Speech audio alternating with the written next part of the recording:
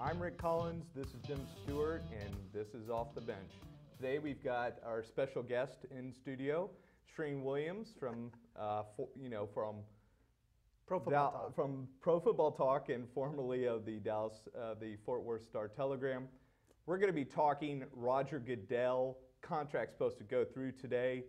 Shreen, give us kind of a insider view of why this contract's good for the NFL, or maybe why it's not so good for the NFL. Well, you know, if it happens, and I still think there's some things that could go on here, and I think it's more about compensation at this point, but I do think it's good for the NFL from the standpoint that they can get on with the CBA. We know DeMar Smith is going to be back as the leader of the union, so let's move on. Let's start the negotiations to try to get the CBA extended. And they're not going to get it extended, but at least both sides know who the leader is and they can start those talks, and maybe there won't be a work stoppage as there was now, a few years Smith ago. has already said that he's guaranteeing that there's going to be a work stoppage in 2021. So is he trying to just leverage his position and say to Goodell, before Goodell gets this contract in place, we're going to get our way in this new CBA? No, he said this because that way all the money will start collecting. They don't have to pay out some of the money. It's a financial thing, so they start collecting the money in case there is a work stoppage. He has to say it. So it's purely for financial reasons to prepare for if there is a work stoppage. He obviously hopes there's not a work stoppage. Right. I've never understood why both of them came back.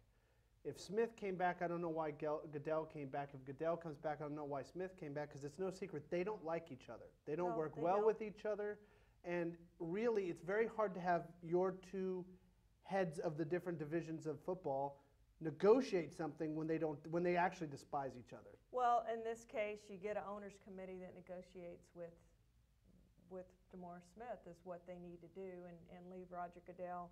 You can't leave him completely out of it, but let the owners do most of the negotiating, I think would be the best course of action, because you're right, they don't like each other, and they've made that well known that they don't like each other. Now, I also think it's really interesting because we look back at the last 10 years of Roger Goodell, and I mean, he gets booed at every NFL draft.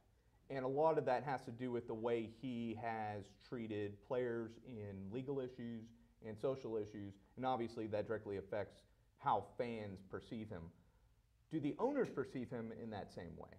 No, I think the owners like what they've seen from Roger Goodell because their earnings have only gone up since he's been commissioner. However, having said that, we know for a fact that several owners have a problem with what Roger Goodell has done.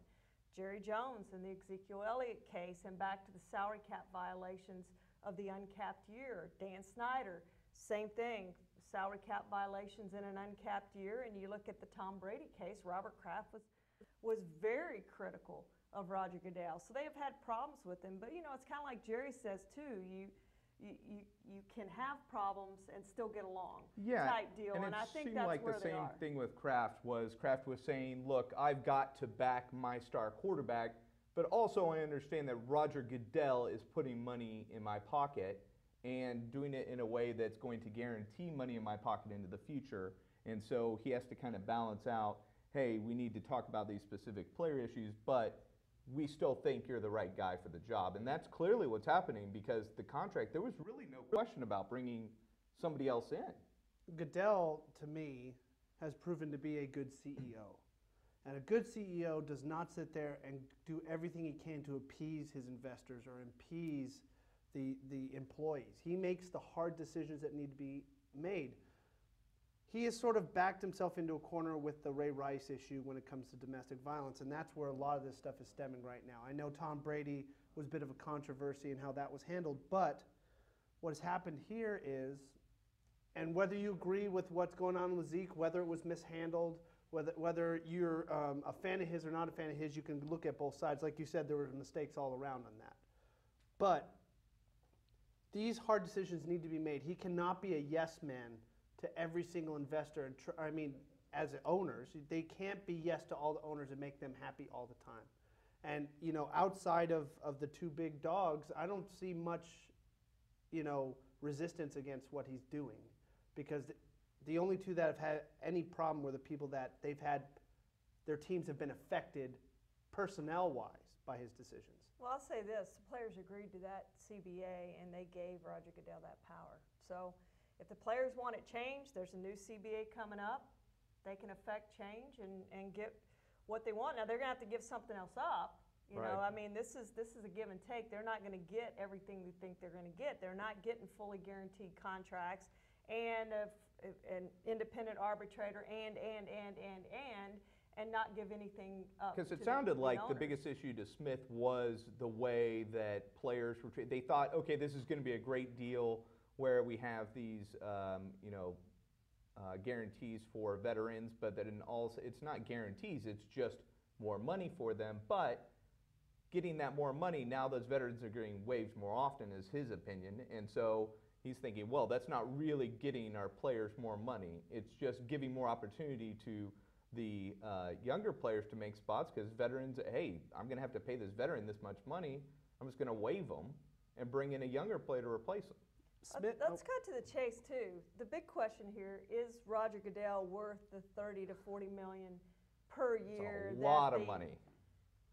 My contention is no one is worth 30 to 40 million a year. That's my contention. No one anywhere, anytime is worth 30 to 40 million. But the owners obviously have agreed to pay him that, and they're obviously making money. Now, I do think they do something in this contract to lower that a little bit. I think they probably think that's too much. In fact, I know they think that's well, too much. yeah, obviously Jerry Jones, that was the reason that he kind of interrupted the meetings, right? Was to say, hey, we need to look at figuring out how this compensation really works, because right now we're paying way too much. That was his opinion, very clearly.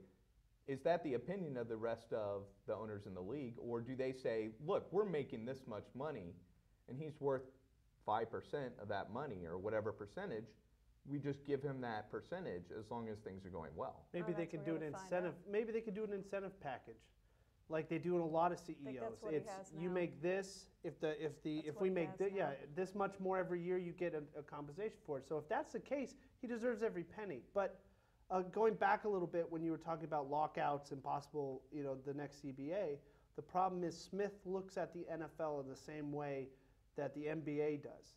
He thinks that they have all this power, and unfortunately, they don't have a strong union compared to the other sports. Because what it is these players, the Zeke Elliott's, the Tom Brady's, they're the ones saying we need to do this.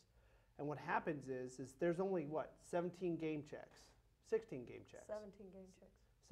17 game checks. And what ends up happening is there's so many players there that go, hey, listen, I need this money to pay for my family. I'm not making $25 million a year. I'm making $1.5 million, or I'm making $500,000, or whatever it is. And they're going, I can't sit here and wait and lose these game checks because my family needs them. And that's why continuously over the years you just see players crossing the picket line. And once one crosses the picket line, they all start crossing the picket line. Where all of the NBA players, their salaries are guaranteed. So if they sit, it's no big deal to them because they've already made their money. So as long as the NFL has the personnel issues are never going to change. They're going to have a large employee staff of players. But as long as they don't have fully guaranteed contracts, these holdouts are never going to last. But what do we value him at? We're valuing these players at, I mean, some of them are making $20 million a year.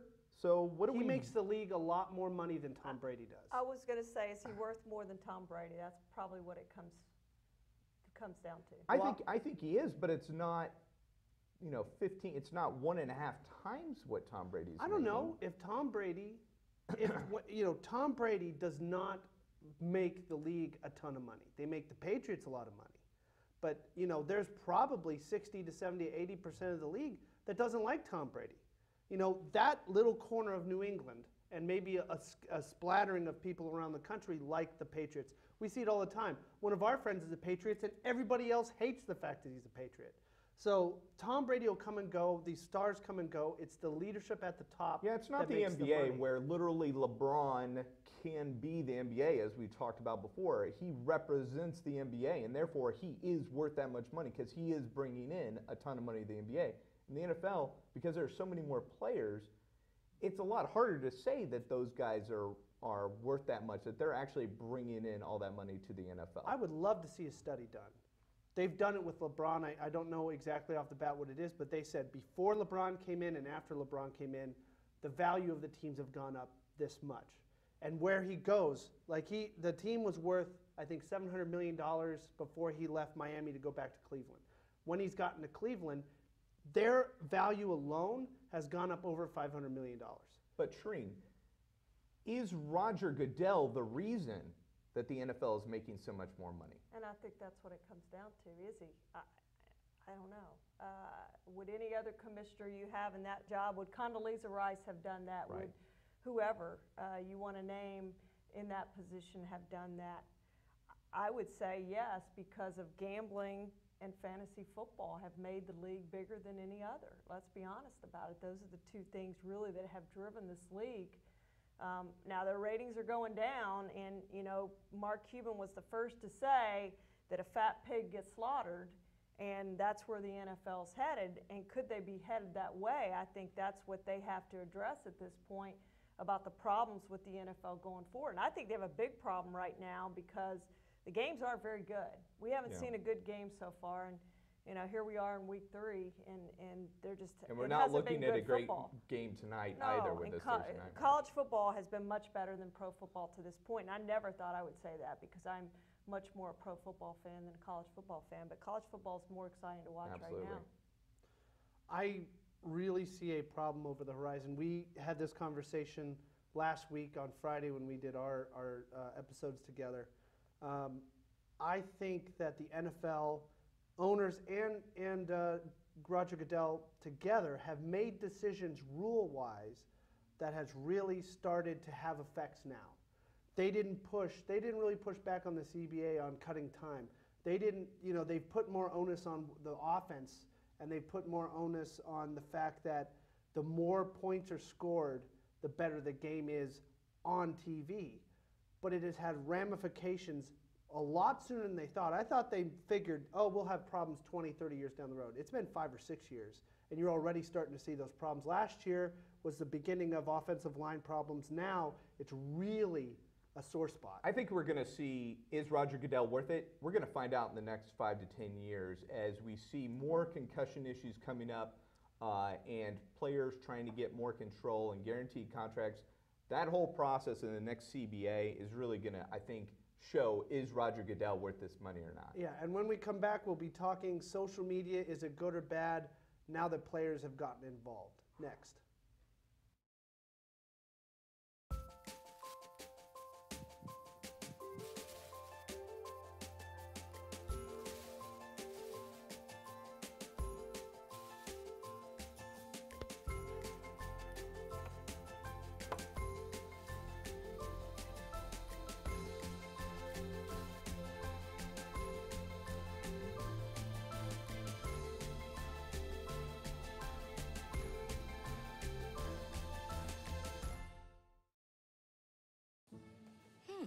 Maybe you can make retirement happen.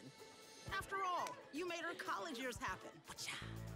Opening that education savings account when she was little. Spearheading a campus tour. And another, and another, and another, and another. Bam! Deciphering financial aid. She was like, what? Well, now she's like, you aced planning for college. Now get the tips you need to get on track at aceyourretirement.org.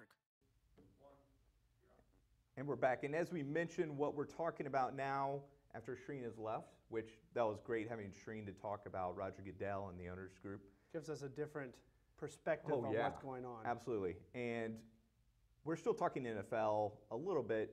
J.J. Watt, remember our conversation about J.J. Watt and hurricane relief and how much good that did through social media and how much a benefit social media was to that.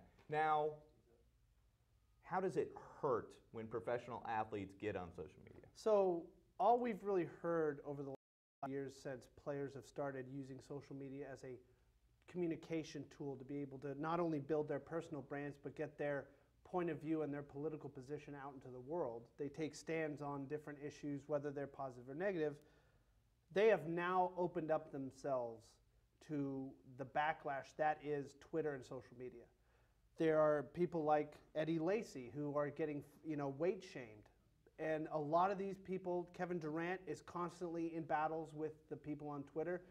You have to be able to ignore it because, like we have said before, it's full of trolls. It's full of people who are keyboard warriors that really want to bring you down a peg in their own mind, even though you might not need to be. They'll find every flaw, even if you don't have one, and make a big deal out of it. So for every positive you have of a J.J. Watt being able to do that, the fact that these players have emboldened themselves and using these social tools to voice their opinions, the problem becomes now you get the backlash. It isn't all positive when you go on this. No, in fact, most of it's negative. We looked at Kevin Durant was using fake accounts on Twitter to come back at trolls to voice his own opinions without it being looking like another fan. Exactly. And then he outs himself by accidentally using his own account to talk back at a fan, and they caught him. And now he's been caught talking about Billy Donovan and all of his teammates except for Russell Westbrook from Oklahoma City. And it's just a bad look. And we see it all the time. I mean, Mike Wallace making a homophobic tweet. These guys, they're doing it maybe at night when they're not necessarily in the right mind, or they'll videotape something. They'll put a photo up that doesn't need to be put up. Even as simple as Antonio Brown recording in the locker room. There are problems that they're running into because you have now given tools to people who are not ready to use those tools. Yeah. If you look at it, even our political and savvy leaders make big issues. They make missteps, and they've been trained basically since birth how to be politic. Yeah, politic, or to have public relations, yes. to be able what to say, what not to say, to create positive or negative controversies. And what these players are doing is now they're going, I have a voice, I can say whatever I want to say, and it's not working. The only person that this has actually worked for, and it's because for some reason he's either giving it off to a business manager or he is very savvy himself, is LeBron James. He does things on purpose. Every single thing he does is calculated. He uses these tools almost in a political way to build his brand and to give specialized messages out there to stir up controversy, because what he uses it for is to not only build his brand but keep his name in the news all the time. And a lot of these players are not that savvy. And even when you're using it in the most savvy of ways as LeBron James, you're still going to tweet out or Facebook message or whatever. You're going to message something out that's going to be controversial. Whether in your mind it's not, or somebody is going to find it controversial. And that's part of the reason that social media has had a negative effect on professional sports is even if you message out the most simple thing, hey, I love my teammate Kyrie Irving, if LeBron says that. Well, do you not love Kevin Love? Do you not love what Tristan those fans Thompson? will say. Exactly. The trolls will make it controversial, and then that ends up in the media as a whole, and that's why we end up talking about it. There are people that have tried to use social media not only through those avenues, but also through the spotlight themselves. Someone like Colin Kaepernick. He is not able to find a job because of the decisions he's made, not knowing the ramifications. And what he did wasn't even on social media. It was on the cameras. He wasn't interacting with people. But what is happening now is when these players do something, they think it's a really good idea and they think they've thought it out. And they've thought of the short term, but not the long term. Look at Colin Kaepernick. He did that whole year of sitting out. And now that he's in trouble, now that he can't get a job anywhere, now he goes, oh, well, my girlfriend made me do it. Oh, well, I did this. And then and that's the other problem. It's not just you in this social media bubble. It's your friends. It's your girlfriend. It's the person you're with. It's your boyfriend. The people around you are also using your name, and they are affiliated with you, that whatever they say is part of what you say now, too. Yeah. I mean, what was it? I think there was a story that came out in the last month where Ray Lewis was trying to get Colin Kaepernick signed with the Baltimore Ravens. They were in the other room trying to get him to sign, and his girlfriend was outside tweeting something, a picture that was not good. It was a reference to Django Unchained, and it was a very racially toned meme, and it got him so he didn't get signed. So what happens is, it wasn't his choice. Yeah, Ray Lewis admitted that that was the reason that yes. they didn't sign And him. so what if you really think about it, it makes my point. Colin Kaepernick didn't do anything. He was towing the line. He wanted that job. Right. It was his girlfriend, who has nothing to do with his brand, who got him in trouble. Yeah, and we just see it all the time. Now, I love this because I'm gonna nail you to the wall on Brett Favre. Oh, yeah. He was one of the initiators of getting himself in trouble on social media, and maybe we could say that age was an issue for him. But he didn't use social media. It was text messages. Okay, but all that stuff ended up coming. Okay, yeah. come on. So all that stuff ended up coming out, messaging certain people, certain pictures. Draymond Green got in trouble for Snapchatting a private picture. These private pictures that you'll even see that players are getting in trouble because, you know, I mean, you're single, you got a lot of money, you go out at night and something happens and some girl takes a picture of herself in bed with you, and now you're on social media as being this guy who's going out and being crazy at night. They don't realize that there's nothing you could do about it. If you're a big name and you get spotlight and recognition around, if you become a celebrity, it doesn't matter if you're doing it or not. You're going to get noticed. People are going to go out of their way to try to get you in trouble. For instance, like you said, you know, a player, whether it's a girl or a boy, who goes out on a date with someone that they want to go with, and that person takes a picture that they didn't know about in a situation that looks bad. That's on you now. Yeah. So what it has done now, social media has had ramifications outside of the realm of social media, even out of your control. Yeah. Now these players have got to think, I've got to watch out every single person who's around me. I've got to watch out every single situation I'm in. If I'm at a bar and a fight happens next to me with someone who I'm maybe with or someone who I'm around, they're going to go, oh, look, you know, Adam Pac-Man Jones was at a bar where a bar fight broke out. You couldn't even been involved in it. And they'd be like, he was there, look, he's always around trouble. Well, there's a reason that Derek Jeter takes the phone of everybody who comes into his house, right? I mean, the cell phone, the access to social media, the ability to take a photo and post it within seconds has changed the way that these players are viewed in the spotlight. And the problem is there are a lot of positives. You know, what J.J. Watt's doing, building a brand like LeBron James is, but these players need to know, even these younger players, these guys come out of college at 21, 22. They don't know the world yet. They live in a college atmosphere. That's not the real world. And what is happening is these social media outlets have a lot more negative connotation to them than positive. There's going to always be, for every positive thing you do, there's going to be 2 or 3 negative things you do. Okay, so should they be on social media or should they not? I don't think we have the ability to say yes or no, but you know what? They need to be aware that there are ramifications for even being on social media. Even if you're on there and just tweeting about what you're binge watching. If I'm a quarterback for, let's say, the Rams, let's say I'm Goff, and I don't get into controversial stuff, and all my tweeting is about, hey, I took my girlfriend on a date, and hey, I'm binge watching The Last Ship. And that's all the stuff is about entertainment. They'll be like, oh, look, he doesn't care about football at all. Right.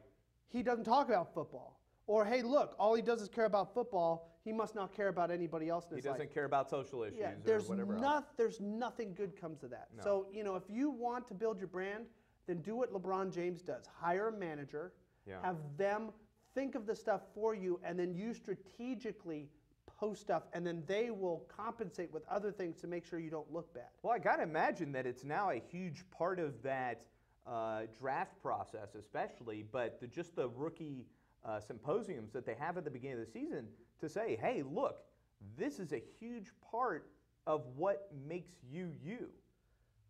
Is what you're represented as on social media. Here's how to treat social media. Honestly, I think the symposium is a joke. It's good intentions, but I think it's a joke because 1 or 2 or 3 days is not going to get these kids to learn. No. They're in awe right now. They just signed a big contract. They just got drafted or they're about to get drafted. This stuff needs to happen in high school or younger. They need to get a hold of these kids. But with that said, when we come back, we're going to be doing a little bit of, is it baseball? Baseball. Baseball when we get back, next.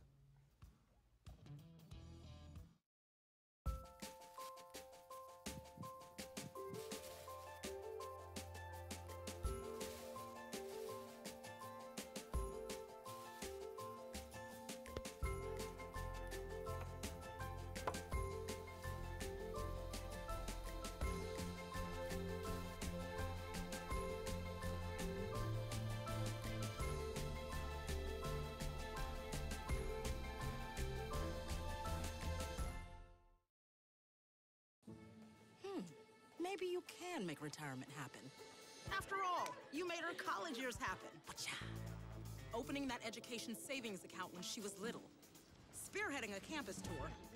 And another, and another, and another, and another. Bam! Deciphering financial aid. She was like, what? But now she's like, you aced planning for college. Now get the tips you need to get on track at aceyourretirement.org. Rangers are now 2.5 games back. They're behind Minnesota. They've won 2 in a row. Minnesota's lost 2 in a row. They're gaining, but I'm so tired of these people thinking they have a chance. I just can't believe you're actually bringing up the Rangers because I know yesterday you were done with them, but now I was told to talk about it. I didn't. He didn't have a choice. I didn't have a choice. I made him talk about it. The Rangers are 2.5 games back, and they still have a shot at the playoffs, but I don't know. These seasons have been really rough, and we keep coming into these seasons thinking they've got so much young talent, they've got a good coach, they'll figure this out, but it's just another bad Rangers season. Talking about bad, I really want to shift the conversation to Thursday Night Football because the Rangers don't deserve a full 30 seconds. I'll allow it. Thursday Night Football has been a disaster the This last year. 2 seasons. Even Yeah, last year, it was terrible too. What is happening is these owners are now starting to get greedy. And that's what this is. They're now starting to get, there's Thursday night, and then they are starting to squeeze in Saturday afternoon games. Yeah. Then you have Sunday, then you have Monday. So Yeah, as soon as college football ends, you'll see a Saturday afternoon game, Yeah. which is that's just these, if you think about it, football is the most detail-oriented, planned. It's all in sync. They've got to make sure that they have a game plan they need to run. They need to be able to walk through it multiple days, and they don't have the time. They end on a Sunday and they get on a Thursday. You need a day or two to recover, yeah. and then by the time they're ready to recover, they have a day or two to prep. And it's stupid anyway because even though you go, well, now they have a long week because they've got Thursday until Sunday, well, that includes Saturday and Sunday, which they normally would have been, resting, prepping for Sunday game and then playing Sunday. Now it's a weekend. They want to have that time to themselves, and now it just doesn't make any sense. Thursday Night Football does not make sense. From a fantasy football owner perspective, that sounded very like I actually own a team or something. I don't. Well, you do own a fantasy football fantasy team. football team. I'm just very high and mighty. Fantasy football owners have to hate this. There's no way that they like this because now, instead of having 5 days to prep my team from the end of Monday night to the next Sunday, now I've got to think about Thursday night. I've got to fit my team in so I make sure that I get my... It's stupid. It doesn't make any sense. And not just that, the excuse you just made that a lot of these players make, it wasn't your excuse, but the excuse that a lot of people go, oh, well, they get a long weekend after, a long week of prep after. Doesn't matter if you lost that last game. Yeah. It does not matter because now you're lost a game and now you've got to try to make it up, put more effort into the next game. It made sense. Thursday night makes sense if it's not every single week. If it was like once or twice a year, just during parts of the year that were maybe the opening slow. of the season or something like that. Yeah, and then halfway. Yeah, and then halfway, something like that. That's what it used to be. That was the whole point of Thursday. They go, at slow points in the season, they would bring in a Thursday night game. It was a special gym they would toss out on occasion. It's just like Thanksgiving. Yeah. Right? You get a whole bunch of games on Thanksgiving. That's You're like, the oh, this perfect is way to do it, awesome. Yeah. It has gotten to the point now where they're like, we have to throw out a product on Thursday. We have to. What are we going to do? Okay, well, we'll throw these 2 teams out there. And then they've got the same problem with these London games. Yeah. It's the same thing. These teams don't want to And go we got to over watch there. a game at 9, 10 o'clock in the morning? That's such a joke. And Who's that's getting up? We got church to go to. For those that go to church. But 9 or 10 o'clock in the morning, only soccer fans get up early enough to watch And the games only in reason, England. yeah, and the only reason it makes sense is DVR. It's the only reason it makes Yeah. sense. But then you've got to have your phone off. You can't look online. You can't talk to friends. Look, who's DVRing a Jaguars game played from England? Honestly. Jaguars. I'm sorry, Jaguars fans, but yeah, they're y'all, just not. They're y'all- not going to do it. And it's these brands. The Raiders have been involved a lot lately, but luckily for us, the Raiders have gotten better. But it's usually been the Raiders, the Titans, the Giants, and the Jaguars have been the most at the. Most often playing in England at Wembley. And not only that, they also are the most often playing on Thursday night. They don't put the best teams on Thursday. No, in fact, we've got a horrible matchup tonight, the Rams and the 49ers. The Rams looked good in their first game, but it was against a Colts team that right now is terrible without Andrew Luck.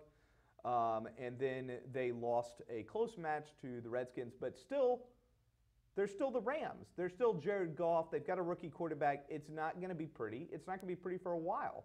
And then we've got the 49ers who, look, they're just lost right now. They're rebuilding. They are in rebuild mode. In fact, you know, it's kind of sad that Colin Kaepernick couldn't get a job because it seems like the 49ers could actually use a starting quarterback at this point. Well, you know what the funny part is he's the one that left Yeah. the 49ers. He decided, I don't want to be here anymore. Well, and then he voided the rest of his contract. Because now they're stuck with Brian Hoyer, who, I'm sorry, Brian I don't Hoyer's know where just not a Brian starting Hoyer quarterback. keeps getting jobs.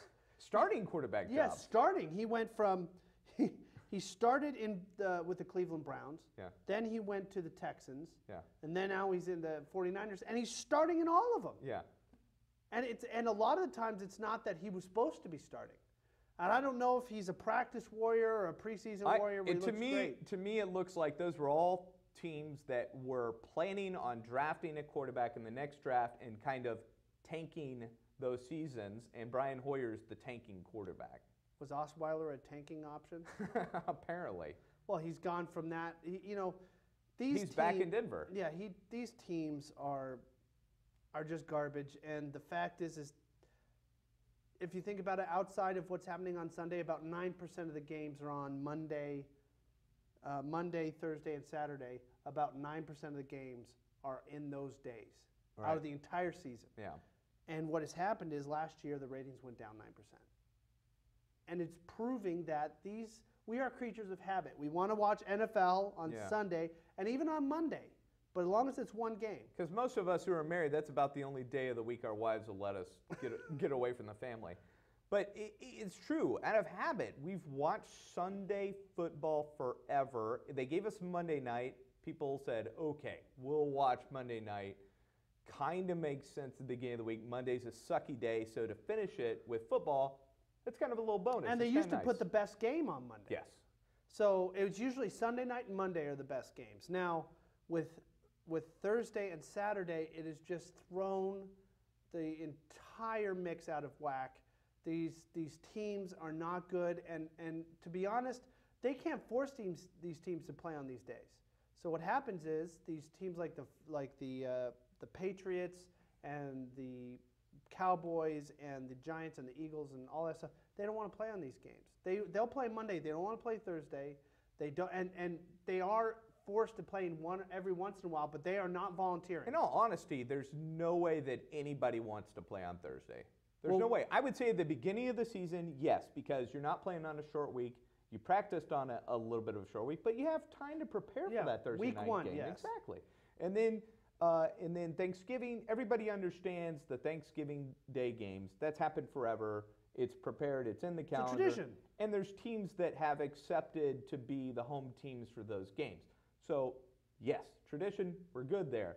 Now, we're talking about throwing in these Thursday night games every week. And honestly, if I got awesome matchups every Thursday night, I might still not watch them. I'm busy.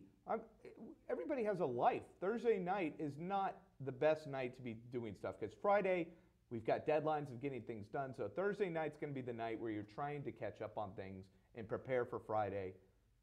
If you're working. If you're not working, then go out and get a job. But You bum. Thursday night just doesn't make sense. It's never made sense. And I think the only reason it's made sense is because Friday night is high school and Saturday is college. And they're like, well, we can't play Friday and Saturday, so we'll play Thursday. I look at it this way. The NFL Thursday, like Thanksgiving, is sort of like, is in a tradition way, sort of like fruitcake. You understand that you eat fruitcake on Christmas. No one wants to eat it, but you force eat it. yourself. Yeah, because it's a tradition. You don't want to eat fruitcake every Thursday. It would just, you would be like, okay, one day's enough. I don't want to eat something that's going to sit in my stomach for 6 months. That's the issue. It is acceptable on traditional days that have been there forever. It's not acceptable that you're forcing these teams down our throat. And to be honest, if it was a good product, we would watch. But it's not, because these teams do not want to play on a short schedule. They don't. They'd rather have a bye. Yeah, and look at tonight's game, 49ers and Rams. What reasons would you watch this game? I wouldn't watch it. No, unless you really they're in love the same the realm Rams for or you me. really love the 49ers, which I understand those fans are going to watch their games, that's fine. But the idea of a Thursday night football game is not to get the home fans to watch. It's to get national people who wouldn't otherwise watch a Rams 49ers game to watch it. And this isn't going to work. It didn't work last week. It's not going to work this week. These games are about as painful to watch as Steve Carell getting his chest waxed. It's just a mess. No one wants to see it. I already feel the pain of that one. We do not want this. The NFL needs to understand we don't want this. Move that game back to Sunday. Yeah. And then maybe do it on Thanksgiving and at the beginning of the season. That's it. That's all we want. Just there's little things we want, NFL, and it's not more games on obscure days. Part of the problem is getting games on TV when there's nothing else on TV, and I understand that Thursday night is not the biggest night for TV. They know they're going to get ratings because there's really not going to be anything else on that people are going to watch. We've had this conversation. This has changed everything. That's true. I don't need the NFL on Thursdays because I have this. I can binge. I can go and watch Game of Thrones. I can DVR games. Thursday, we are not held captive when they started this stuff. We are not held captive to the TV schedule. If you don't sit there and watch a show at that time, you miss it. I can sit there and I can record shows just on TV. Let's talk TV because this is a different animal. Let's just talk TV. I can record all the shows throughout the week that I want to watch. I don't have to watch them on the days that they're on. Yeah. I can go, Thursday's a really slow night. I'm going to watch this. I hadn't recorded since Monday. Yeah. I can watch this. I hadn't recorded since Tuesday. I watched this. I recorded this earlier. I like Oprah. I'm going to watch Oprah tonight. You get a car. You get a car. You get a car. Someone got a car. The NFL's trying to say, you get a game, you get a game, you get a game. And the people in the crowd are going, I'd rather have Oprah. Yeah, apparently. rather have not Oprah. me, but. So then you're talking about just being able to record stuff on TV and being able to binge watch stuff on a Thursday night when nothing else is on. But then add on to that the cell phone, the Netflix, the YouTube. Hulu, the YouTube, everything else that we have. And then there's video games. Video games now, you can do it on your phone. They're to the point where people become obsessed with these games. I mean, there is so many more avenues for entertainment now than there ever was, that these games, you can't force it down our throat anymore because we have more options.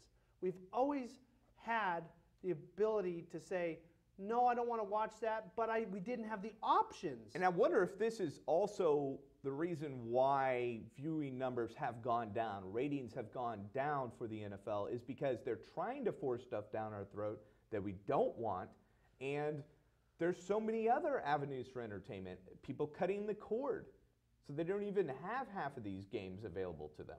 So I do wonder, what is the NFL going to do moving forward? Do you see a change in them going from Thursday night football games? I'd love to see it. But I know this is just, beating a dead horse, but I sit there and I go, okay, the same reason why these games aren't working across the country is the same reason why pro teams don't work on coastal cities. In California, you're never going to get sold out crowds all the time on a consistent basis, even if you bring in the Patriots there, because there's surfing, there's the beach, there's shopping, there's clubbing, there's eating, there's all this stuff to do. Right. Now we have the same kind of options, entertainment-wise, at our fingertips. Games were our escape. That's what it was in the early 2000s and even before. That was our escape. Now I can escape anytime I want with anything I want. I'm surprised you're not staring at your phone right now. Yeah, so ESPN and NFL Network and CBS, NBC, Fox, they need to go back to the NFL and go, listen, this isn't working. We need to change things. Yeah. But with that said, I think we'll be wrapping it up for today. Tomorrow, Matt Wixon. And That's exciting. We're going to have our first real high school preview of the weekend and maybe a little bit of review of the last 3 weeks. And we've got some really exciting stuff coming up. Features coming up on high school athletes. So until next time.